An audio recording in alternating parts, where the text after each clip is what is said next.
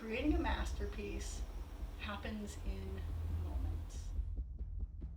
Moments of joy, self-doubt, excitement, fear, happiness, panic, bliss, terror, and finally triumph.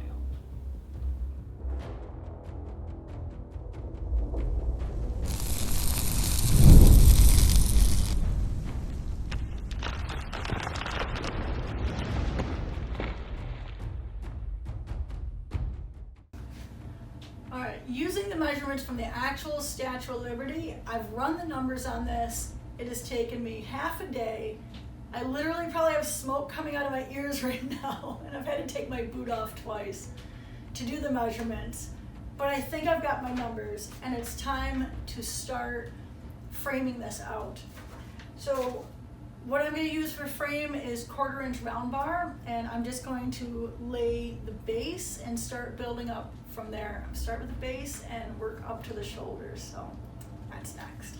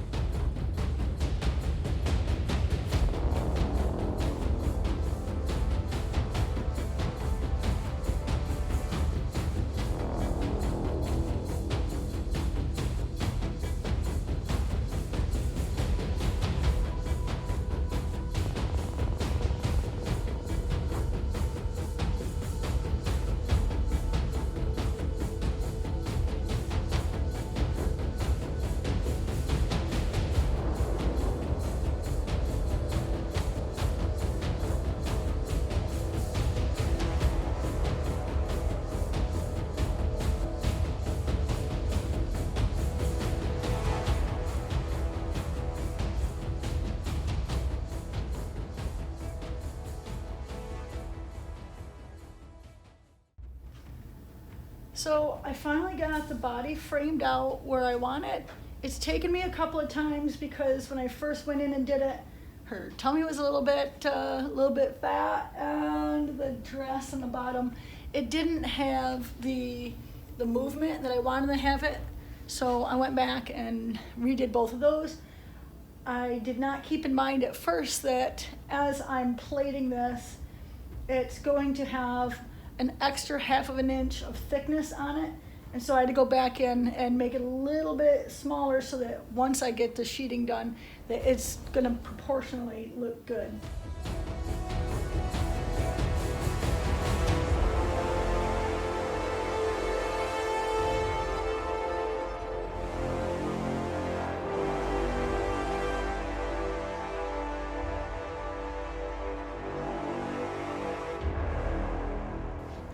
So my first instinct with sheeting in the Sculptor was 11 gauge steel. It's what I've done on my smaller sculptures that I've created in this style where it's like a hollow shell. But as I started, it wasn't giving me the flow that I want for the dress. It wasn't giving me that soft look. Because the steel is plated and flat and it's really hard for me, I'm hand forming everything still. And so I thought that I could use a 1/4 inch round bar. It's the same 1/4 inch round bar that I've been using to frame up the sculpture. I'm actually just taking a piece like this. I'm bending it just a little bit using holes in the bench in order to just kind of hand bend it. And then I'm putting it side by side, and then I'm welding the seam between the two. So it is giving me that soft look that I want, that's going to make the dress look flowy like an actual dress would.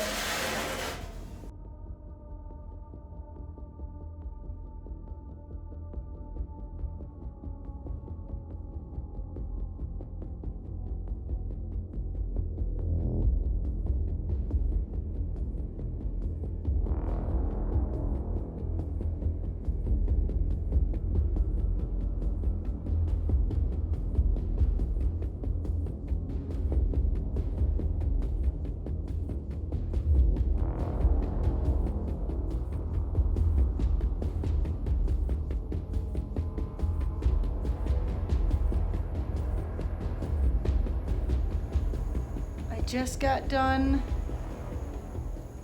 with tacking up all the material for the bottom of the dress. I'm only a month behind where I expected to be at this time. Expected to have the entire thing welded, the whole body welded at this point. That's what happens when everything is one of a kind. Yes, I know how to weld and I have a general idea of what's going to have to happen, but everything's one of a kind and you just never know. So how I planned on doing this is not how I ended up doing it, but I am super happy with how the movement in the dress is. It's definitely giving me dress vibes and not metal vibes. It's giving me metal dress vibes, which are awesome. So it's time now to do a whole lot more welding and grinding.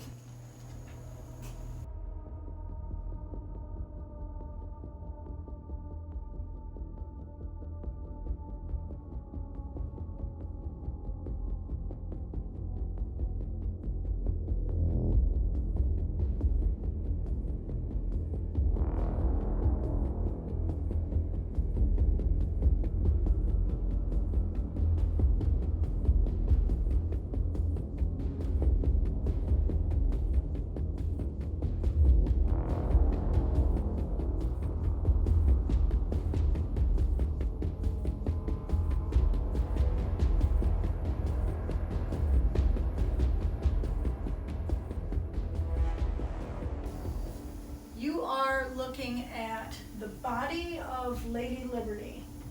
You're looking at 2 months, 285 feet of 1/4 inch round bar, 44 pounds of ER70S6, and 35 tiger angled flat discs.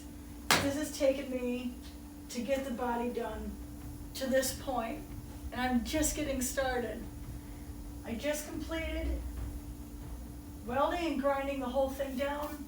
My next step is going to be to take the orbital sander, my DA sander, and I'm going to sand the entire surface of this. Right now I've got valleys and I've got hills a little bit. It looks pretty good, but there's still, because of using the flat disc, it needs to be smoothed out even more. So that is going to take and get that done. And then from there, I'm going to move on to the arms, the hands, the head, and the hair. So wish me luck. As I'm starting to use the orbital sander to clean up the sculpture, I'm coming through and I'm finding all these little tiny pinholes that happens. There's a couple of spots either I've missed or there's a little bit of porosity in there. So I'm going in with my TIG welder and I'm filling them in with the TIG welder. I'm cleaning them out. If there's porosity, I'm taking the little burr bit, little round burr bit. I've got that right here. Using a little round burr bit and cleaning out the porosity if it needs to be cleaned out. I'm going under the TIG welder and filler rod and I'm filling in little holes. I'm coming back with a surface conditioning disc and I'm getting that cleaned out and smoothed out real well. And then I'm going back in with the orbital sander and cleaning it up. So it is a process. As you can see, I've got several areas here that I've got with the TIG welder. I've got it filled in. And now I'm just gonna go back in with that surface conditioning disc and back with the orbital sander and get it all smoothed out. We want it completely, no holes whatsoever. We want it just absolutely smooth and beautiful without all those little pinholes in there. So that's a process. So what you're looking at is decapitated, what do they call it when they cut the body in half? I'm not sure, but well, this is what you're looking at. And this is what happens in art a lot. And I don't know about other people, but I'll say that it happens with me. It's all about perspective. I have been working closely with this sculpture for 2 months and 2 weeks now. And sometimes when you're so close to something, you don't always see something. But moving back and taking a look at it from a different angle, different perspective, you get a different picture. I had a friend come into my shop last night that actually he taught me MIG welding and fabrication, a lot of fabrication, like most of that I know came from him. And he was like, hey, she's leaning forward and her dress is on backwards. Don't freaking judge me. So where I had this front, this was actually the back. And if you look at it, I was like, geez, because he's like, when you walk in a dress, I don't walk in a dress. How the hell am I supposed to know? Apparently he pays attention to women walking in dresses more than I do. But when I looked at it, he was so right. Like the long sweeping part should be in the back. And she shouldn't be leaning forward so much. Just the way I had it is she was just leaning forward. So what had happened was I've taken it, I have cut her in half, and I've literally taken the body and switched it around. And now I'm working on coming back in and filling a gap. Hot rod fills a gap. So here we go. So this is where I'm at today. So here I was so excited. I'm like, I'm making progress so fast. And yeah, it's that perspective. And it's something I have to learn to do, is to take that step back. I'm really critical about what I do, but I think sometimes I just get so close to something that you don't always see it. Now, as soon as he said that, I was like, oh my gosh, oh, I see it. I knew exactly what I had to do. And it's one of those things, it's like I hate to work backwards, but at the end of the day, you're only as good as the last thing that you do. And I cannot put a sculpture out that I'm not madly in love with. And knowing what I knew after he told me, which I didn't know it until he told me, I was like, yeah, I can't just let it go. So here we are. It'll be perfect when I'm done. I promise. Just have a little faith. Wait for it. Wait for it.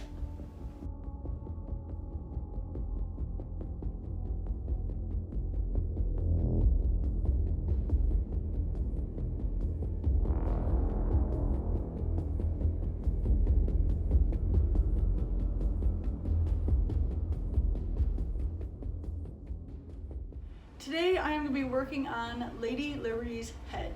So if you remember before, I had all these pieces together at one point when I first started, just to make sure that the proportions were right. And they've all been separated. I've been working on the pieces separate. Much easier to work on them like smaller chunks, because it lets me break down the project. Like this really big project lets me break it down into smaller pieces. It feels more manageable that way for me. So today I'm going to be filling this in with a 1/4 inch round bar, welding and grinding, and my goal is by the end of the day to hopefully have this looking like a head. Now she is not going to get facial features. She's going to have a welding hood on, so I feel like there's no need to go through all the detail putting all these facial features on if it's just going to be covered up. So she's going to have hair, which is going to be really fun to do when I get into that. But first things first is let's get this welded up and looking like a solid head.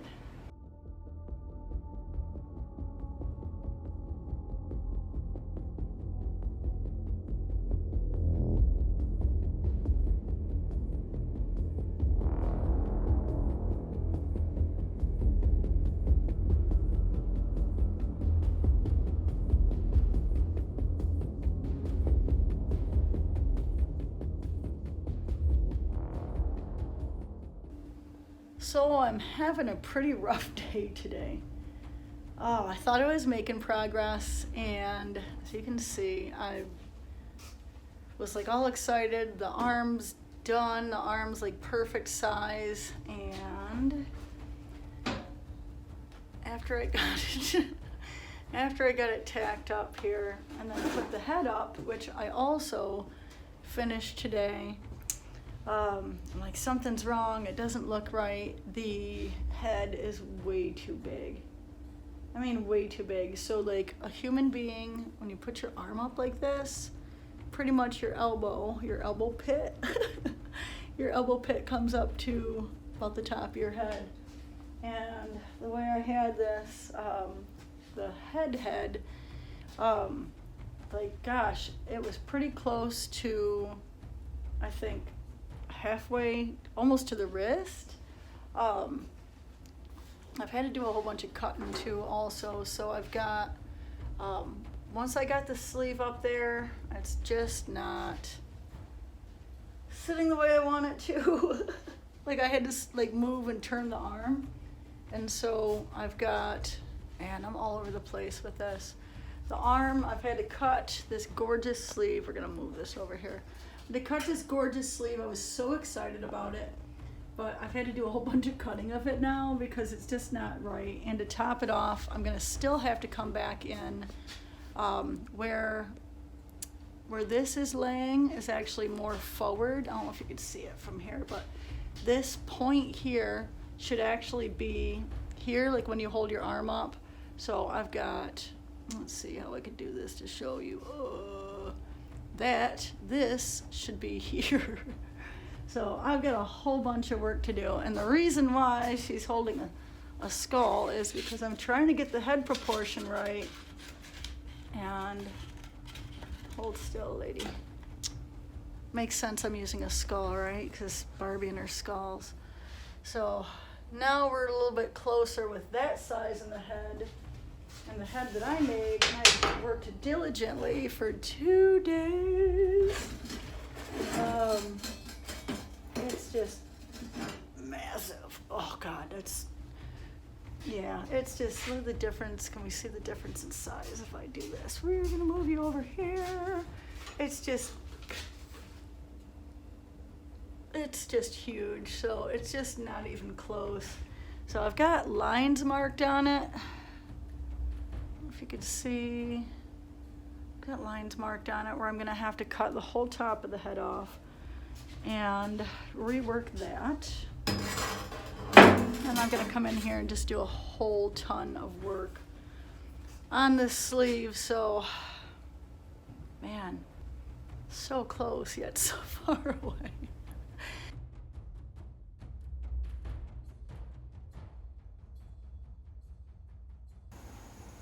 All right, to get the details on this sleeve, I literally have had to throw every tool in the toolbox at it.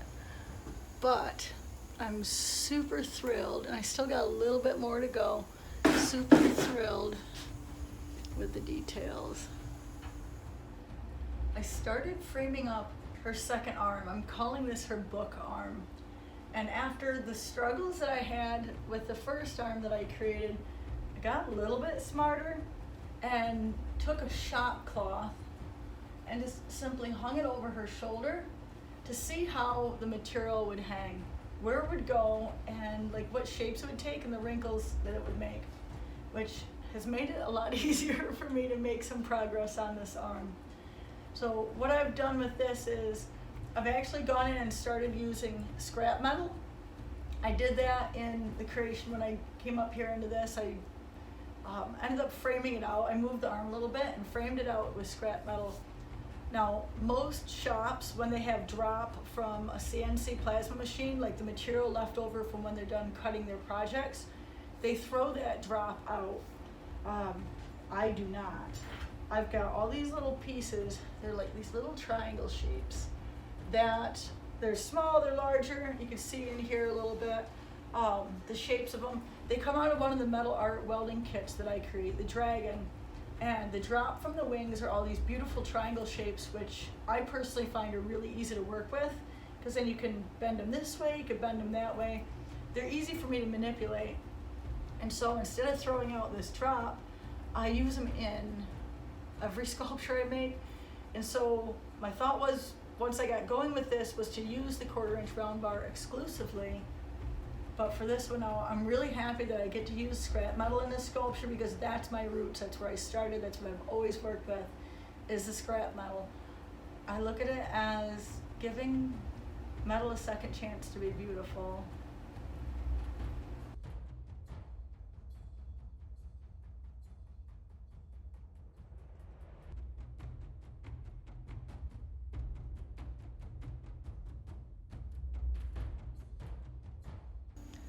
I have been working so ferociously on this sculpture. I do not know when the last time I gave y'all an update, but right now I've got her book arm on, I've got both arms on, and yesterday I got the head on. I'm still working on in here in the neck with the with cleaning that up, but that'll be today. And I also created this dress top for her. But where are we here? The problem with that is this. When she gets her welding helmet, I put all this detail into it, like just poured hours into it. And I don't think of these things, right? Like, she's gonna have a welding helmet on. Is that gonna show? No. I know it's there, even if y'all will not know it's there, which now you'll know it's there because I just told you it's there, but it's there. So today I am going to finish up with, there's just a couple of details, little spot here that I've got to clean up, working on cleaning up little pinholes, getting the neck cleaned up, and then I'm moving on to the hands, which is super, super exciting to think of because I love pulling details like that. So this is your friendly metal artist update. To create the hands for Lady Liberty, I started out with a 5/8 inch round bar. I first took this and using a cutoff wheel on my cutoff tool, I went and I cut into where each digit bends so that I got almost all the way through but didn't cut all the way through to allow me to bend them into the general shape I was looking for. I have a general idea, like just by holding my hand, about where each finger would bend, and so I got it generally in the shape. Welded that with a MIG welder, like welded them back closed with a MIG welder. I took my 4.5 inch angle grinder with an angled flap disc and roughed them down to a general shape. You see a finger's not just, you know, like not just a shape, so it's like it's got like little bends in here and curves. So I get it roughed out with the tiger angle. And then I come back in with my die grinder with a cone-shaped burr bit, and that's where you can really get in and get these amazing, beautiful curves, and you get the real specific shape. And to finish off the hands, I have been using the orbital sander to finish the body and get that texture on there, but I can't get in all the places on the hands, and so with that one I chose to use another die grinder. And this time with the wire wheel, little wire brush, like a 1 inch wire brush, and that allows me to get into all the places, and it takes the burr texture, and it'll smooth that burr texture out just a little tiny bit. Even though that's like a brush, it still will smooth it out, and that's what got me the finished texture on the hands and how I sculpted the hands. I am extremely proud of the hands. I'm extremely proud of the whole sculpture. But hands are really difficult to sculpt, to draw, to create, just because of, I'm not sure why. That's why I keep being told that the hands are really difficult. So that's something that I really push myself hard on, to get the most detail, to get the most accuracy in those that I can. It pushes myself as an artist, and it makes me feel really good at the end of the day when I look at what I've done. Yes, Lady Liberty has a mohawk right now. Don't lose your mind, it's not gonna stay that way. Although, I can't even lie, it does look pretty badass, but this is my taste. And I've gotta stick to the plan, so this is going to be a ponytail, like my hair. But for right now, this is where we're starting. So the way I'm creating Lady Liberty's hair is that I've taken her head, and using my chalk, I've gone through and marked off, kind of like made this grid on top of her head, and I kind of broke it down so that I have all these intersecting points, and at each intersecting point is going to get a piece of hair. What is the hair, you ask? I'm glad, that's such a great question. So I am using 1/8 inch ER70S6. This is filler rod. This is filler rod that you would normally TIG weld with. But today, it's luxurious locks of hair. So I'm just taking it and I'm TIG welding it on. And in the cases, as I'm starting in the center here, and I'm moving my way forward, and then starting in the center and moving my way back, so that I'm not interfering with myself and what I'm already putting on. If I was to start out here and then start working my way in, I would interfere with myself. It would be very difficult to work around all the hair. So in order to do this, starting in the middle, and I work my way out, you can see that this is got it curved along her head. And the reason it's all sticking up right now is I'm bringing it all up into the center, and once everything's done, I'm going to create a band that goes around here, ponytail holder, and I'm not sure what I'm going to use yet. I was thinking about a spoon handle. I think spoon handles are beautiful. There's a lot of detail in spoons, and I've used it before for a headband in one of my sculptures. I think I'm just going to gather it all up like that, and then just slowly, one at a time, I'm going to pull the ponytail, pull the hair back down into a ponytail. But I also have to do this in a way that Stephanie is going to be able to get her welding helmet that she's creating onto the head. So I have to create it in a way that is how this is open and how it fits, that I can go from the back, and gosh, I'll have to do something like that. Pull the ponytail through so that we can put the helmet on when we come together here. This Sunday, we'll be working Monday on putting all the pieces together, so here we go.